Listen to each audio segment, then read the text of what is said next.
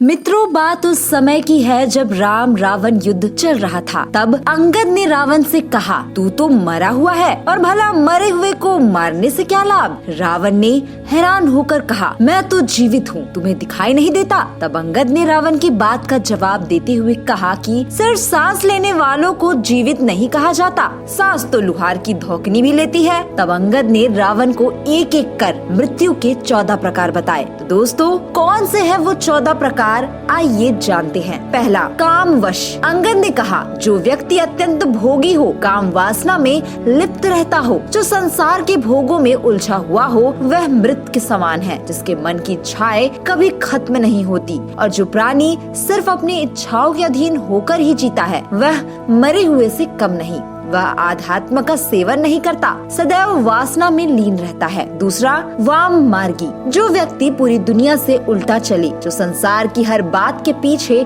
नकारात्मकता खोजता हो, नियमों, परंपराओं और लोक व्यवहार के खिलाफ चलता हो, वह वाम मार्गी कहलाता है। ऐसे काम करने वाले लोग भी मृत समान माने गए हैं। तीसरा, कंजूस। ज्यादा कंजूस व्यक्ति भी मरा हुआ ही होता है। जो व्यक्ति धर्म कार्य करने में, आर्थिक रूप से किसी कल्याणकारी कार्य में हिस्सा लेने में हिचकता हो, दान करने से बचता हो, ऐसा आदमी भी मृतक समान ही है। अति दरिद्र। गरीबी सबसे बड़ा श्राप है। जो व्यक्ति धन, आत्मविश्वास, सम्मान और साहस से हीन हो और अत्यंत दरिद्र हो, वह भी मरा हुआ है, क्योंकि वह पहले से ही मरा हुआ होता है। इसलिए उस दरिद्र को दुत्कारना नहीं चाहिए, दरिद्र नारायण मानकर उनकी मदद करनी चाहिए। पांचवा, विमूढ़। अत्यंत मूढ़ यानी मूर्ख व्यक्ति भी सिर्फ सांस ही लेता है, जीवित नहीं होता, क्योंकि जिसके पास बुद्धि विवेक न हो, जो खुद निर्णय न ले सके, यानी हर काम को समझने या निर्णय लेने में किसी अन्य पर आश्रित हो, ऐसे व्यक्ति भी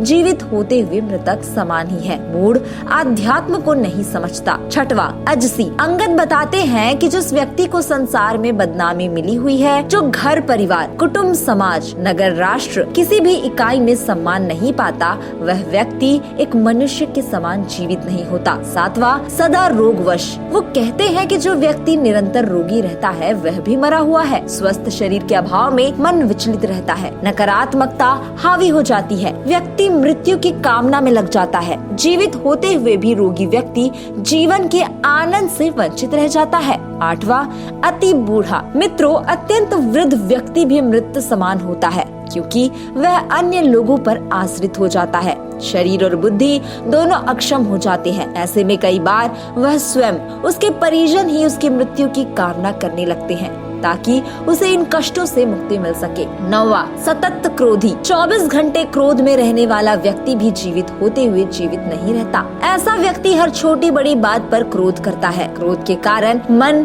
और बुद्धि दोनों ही उसके नियंत्रण से बाहर होते हैं। जिस व्यक्ति का अपने मन और बुद्धि पर नियंत्रण न हो, वह जीवित होकर भी जीवित नहीं माना जाता। पूर्व जन्म के संस्कार लेकर यह जीव क्रोधी होता है। क्रोधी अनेक जीवों का घात करना और नरकगामी होता है। 10वां, अघखानी। जो व्यक्ति पाप कर्मों से अर्जित धन से अपना परिवार का पालन पोषण करता है, उसके साथ रहने वाले लोग भी उसी के समान हो जाते हैं। हमेशा मेहनत, ईमानदारी से कमाई करके ही धन प्राप्त करना चाहिए। पाप की कमाई पाप में ही की जाती है और पाप की कमाई से नीच गोत्र निगोद की प्राप्ति होती है। 11वां, तनु पोषक। ऐसा व्यक्ति जो पूरी तरह से आत्मसंतुष्टि, खुद के स्वार्थों के लिए ही जीता है, संसार के किसी अन्य प्राणी के लिए उसके मन में कोई संवेदना न हो, ऐसा व्यक्ति भी मृतक समान है। जो लोग खाने पीने में, वाहनों में स्थान के लिए हर बात में सिर्फ यही सोचते हैं कि सारी चीजें पहले हमें मिल जाए, वे मृत समान है। ऐसे लोग समाज और राष्ट्र के लिए अनुपयोगी होते हैं। शरीर को अपना मान उसमें रत रहना मूर्खता है,